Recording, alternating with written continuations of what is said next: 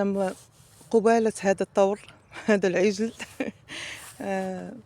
عجبني، والرائحة والله رائحة زينة ديال الروث ديال الأبقار مع رائحة الأعشاب، ثم صوت العصافير. فإحساس رائع صراحة، إحساس رائع. لحظة تأمل قوية كتكون، سبحان الله.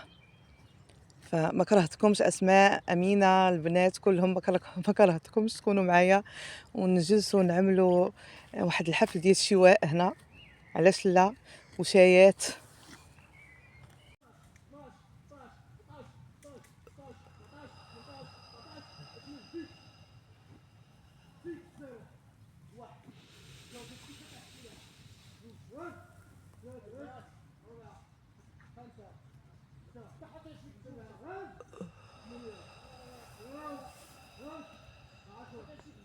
أخذت البنات القريص اللي هي الحرية الحرشة، كنحبها نعملها في البقولة خبيزة ونعملها في العصير الأخضر.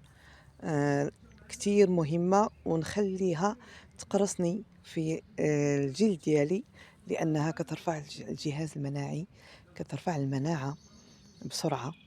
فكنحبها أنها تقرصني ولو أن فيها ألم ولكن الصبر. الهندبة البنات موجودة هنا، شفتوها؟ هي هذه